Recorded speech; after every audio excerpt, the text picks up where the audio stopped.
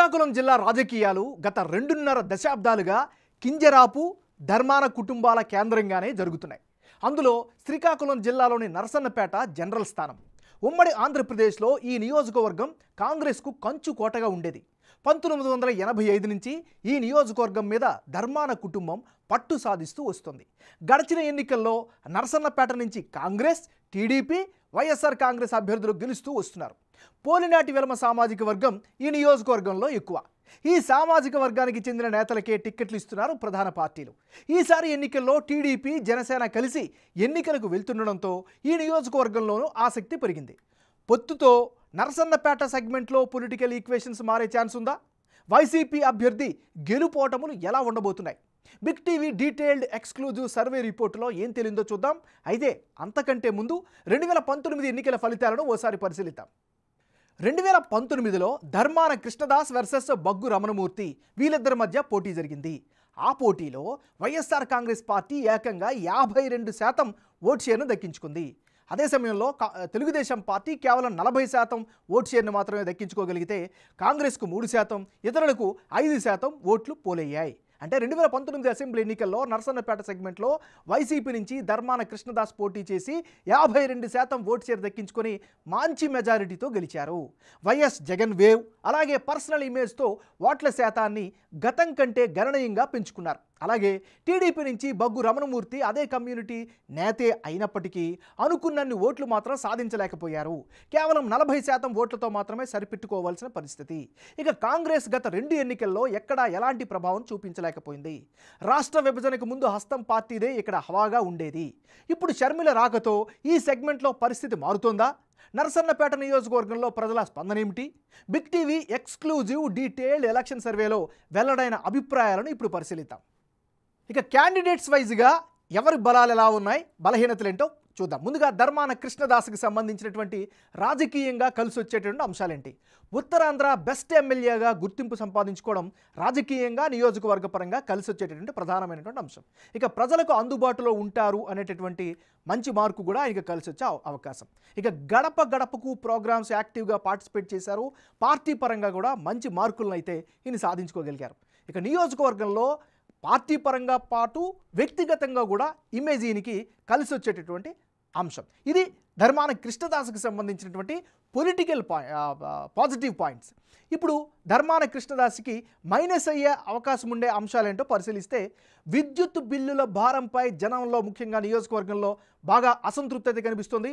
ఇది నెగిటివ్ అయ్యే అవకాశం ఉంది. ఇక నిత్యావసరాల ధరాభారం కూడా ఆయనకి ప్రధానంగా ఒక చిక్కులు తెచ్చే అవకాశం ఉంది. ఇక ఇంటింటికి నల్లా పథకం కూడా ఆలస్యం అవడం కూడా మరో మైనస్ పాయింట్. ఇక సర్వకోటలో ప్రభుత్వ ఆసుపత్రి నిర్మాణం కాకపోవడం, కంప్లీట్ చేయలేకపోవడం కూడా ప్రధానమైనటువంటి మైనస్గా చెప్పుకోవచ్చు. ఇది ఈయనకి సంబంధించినటువంటి ప్లస్లు, మైనస్లు. నుంచి నెగిటివ్ అయ్యే అవకాశాలు ఉండే పాయింట్స్ ఏంటి పరిశీలిస్తే ముందుగా విద్యుత్ బిల్లుల భారంపై జనంలో అసంతృప్తి అయితే బలంగా కనిపిస్తుంది. ఇది మైనస్ అయ్యే అవకాశం ఉంది. ఇక నిత్యావసరాల ధరాభారం కూడా పెరగడం ఈయనకి ప్రధానమైనటువంటి అడ్డంగా చెప్పుకోవచ్చు. ఇక ఇంటింటికి నల్లా పథకం ఆలస్యం అవడం కూడా మరో మైనస్. ఇక సార్వకోటలో ప్రభుత్వ ఆసుపత్రి నిర్మాణం చేయలేకపోవడం కూడా ఈయనకి నెగిటివ్ అయ్యే అవకాశాలు కనిపిస్తున్నాయి. ఇది ఈయనకి సంబంధించినంత వరకు ఉండే పాజిటివ్స్, నెగిటివ్స్.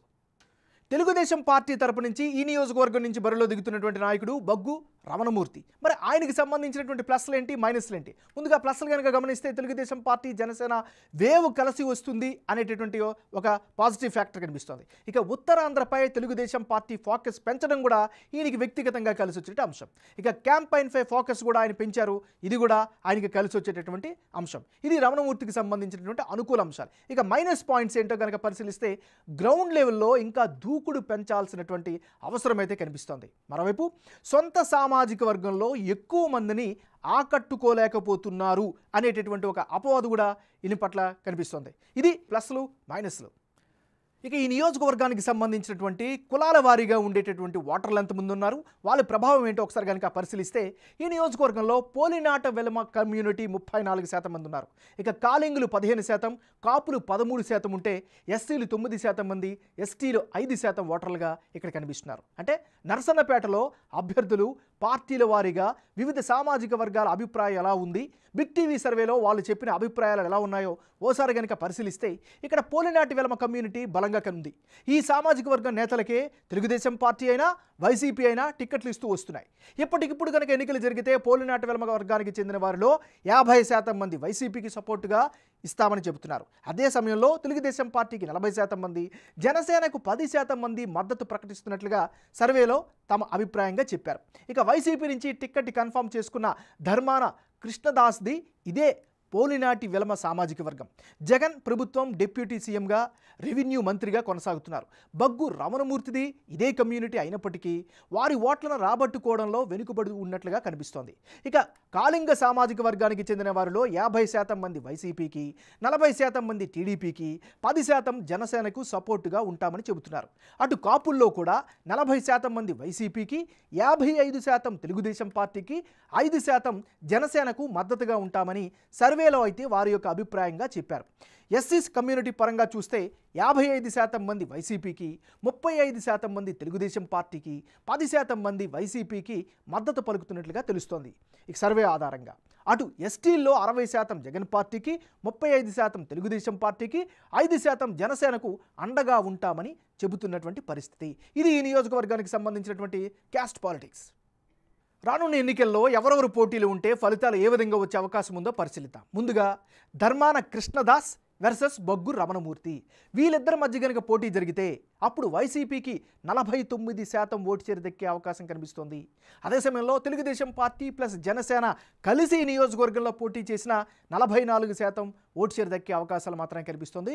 ఇతరులు 7% ఓట్లు దక్కించుకునే అవకాశం కనిపిస్తోంది. అంటే యాజ్ ఆఫ్ టుడే ఇప్పటికిప్పుడు కనుక ఎన్నికలు జరిగితే ఈ నియోజకవర్గంలో వైసీపీ అభ్యర్థి ధర్మాన కృష్ణదాస్కే గెలుపు అవకాశాలు ఎక్కువగా ఉన్నట్లు బిగ్ టీవీ సర్వేలో తేలింది. ధర్మాన కృష్ణదాస్కు 49% ఓట్ షేర్ దక్కే అవకాశాలు కనిపిస్తున్నాయి. అదే సమయంలో తెలుగుదేశం పార్టీ నుంచి బగ్గు రమణమూర్తి బరిలో ఉంటే 44% ఓట్లు సాధించే ఛాన్సెస్ ఉన్నాయి. నరసన్నపేట నియోజకవర్గంలో జనసేన ఎలాంటి ఇన్ఛార్జ్ను నియమించలేదు. సో ఇక్కడ జనసేన సపోర్టు తెలుగుదేశం పార్టీకి ఇవ్వడం ఖాయంగా కనిపిస్తోంది.